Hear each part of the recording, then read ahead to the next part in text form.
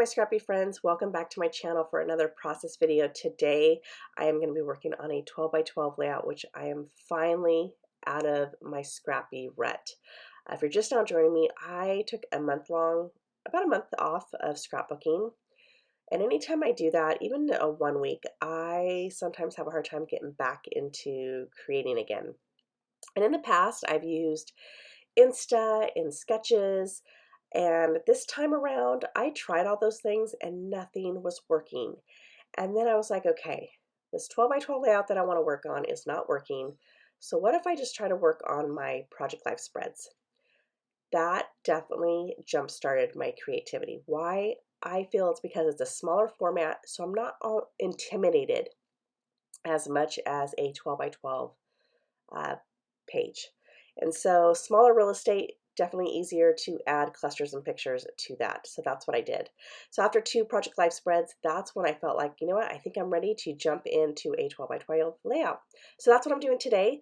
And in my Scrap with Your Stash Facebook group, I have a challenge going on right now where it is using up a collection, and you can only use that collection. That means you can't mix up any other collections with the one that you decide to work on.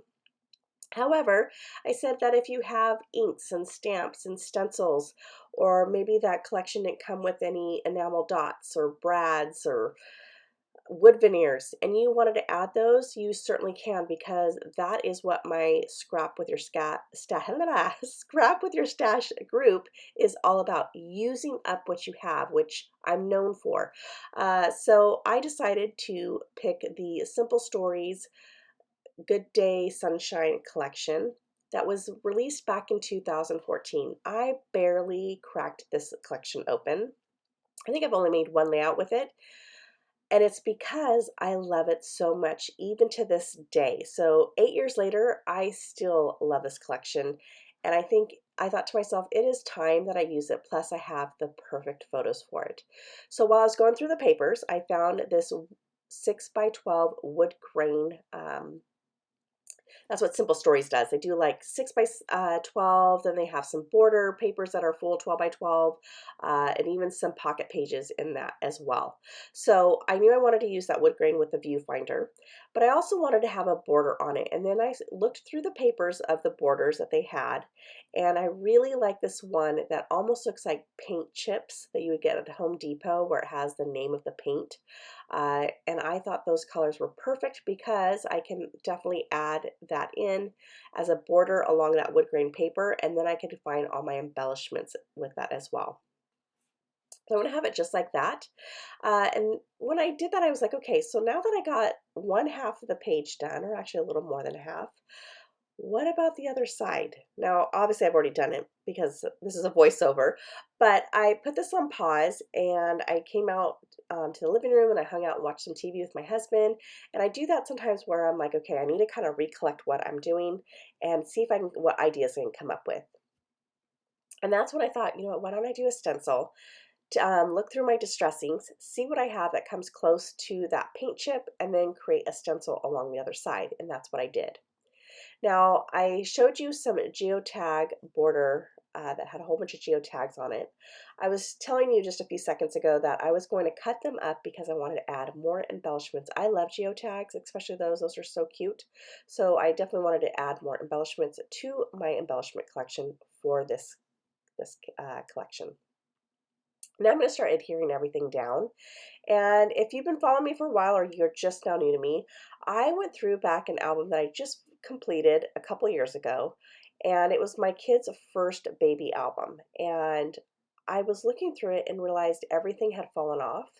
And that's because of the adhesive that I was using. I was using that sticky dot adhesive that was with a little tiny roller. I think it was by American Crafts. Well, I've realized that those don't work. As soon as they dry up, the paper no longer sticks. So I use now the Quick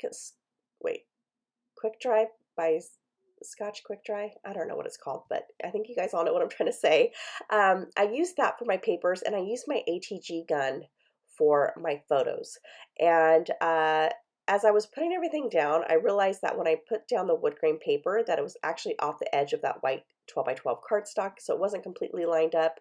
So I peeled it off quickly, and then I was trying to go back to using that fine line bottle, and for whatever reason, it's coming out very fine, almost like if it was the blue bottle, which if you guys know those two bottles, the blue is way more finer, harder to squeeze out the glue versus the yellow one. And I kind of gave up and just used my ATG just to glue that down because I was just like, I just want to get this done. So now I'm going to go and start working on some embellishments. I found this anchor in the embellishment kit and I thought it was super cute. I kind of wanted it hanging up at the top. And I went through the brads and I looked through the brads because I thought I was going to go ahead and put one through the circle. I didn't see any brads that kind of stuck out, so I thought, I'll just use an enamel dot. And it's funny because the enamel dot that I use is yellow, which I have a yellow brad right there.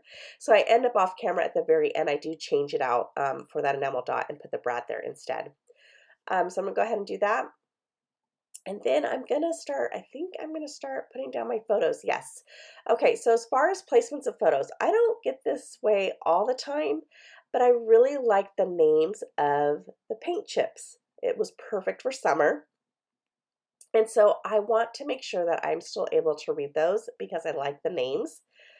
The only one that I'm not going to be able to not cover up is or the one that I am going to cover up is is the green one that says grass is greener.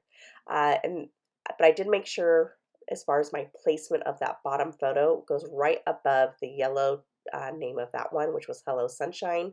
And then I'm going to go ahead and place that second photo up on top. If you notice, I only put the ATG up on the very top portion of my photo, but not on the bottom. And that's because I definitely don't want it to ruin my photos. I do this now because I don't know what in 10 years, if that's going to ruin the photo or not, as far as if there's any acid, I don't know. But just for a precaution that I do. And then I placed it also a little bit off to the right, so that way the wood grain would kind of act as a border on that top photo. So it'd be on the left-hand side. Now I have some embellishments to do, and so I thought, you know what, I really want to use some of these word phrases, and especially because there's so many on quite a few of the sticker sheets and even in the die cuts that I wanted to use some of them up. One thing I wanted to make sure though that when I was putting them down that I didn't have almost the same kind of quote, and I didn't want the same color. So I didn't want red with red, blue with blue. So I made sure I only did red, blue, and I think it was that neutral tan color. The top one says, "Oh, lovely day." The blue one says, "Good day, sunshine." And the bottom one says, "Life is beachy." Just a picture of my son and all of his friends. Next, I have that die cut right there that says hello, and then I found another one that says summer, and so I popped that geotag up on a pop dot, so that way I could tuck in that little circle that says summer. And then going back to the sticker sheet, I noticed that I almost used this one that said perfect, but I wanted to add a little bit, but I ended up not using it for the bottom photo. So when I put all these down, I realized, you know what, no, I do want to use it. I can use it up top, so I grab it and I just go ahead and tuck that in. And now I'm going to be working on this wood veneer. This wood veneer I was going to paint with distressed inks. However, that border is so colorful that I didn't want color on color. So I decided to keep it in its natural element of wood, which I always love the color of wood. So I'm just going to leave it as is. I'm going to glue that down with my Scotch Quick Dry, and then that I'm going to place again, that way it's not covering up any of the words, and I'm going to add some enamel dots around a couple of the embellishments, and I'm going to call this layout done. I just want to say thank you so much for joining me. I do hope that you enjoyed this video. If you did, please give me a thumbs up, and if you are new to my channel, I would love to have you here, so I do hope you consider subscribing. Also, I'll leave a link below of my Facebook group, Scrap with Your Stash, in the description box. Everyone have a great day, and I'll talk to you soon. Bye.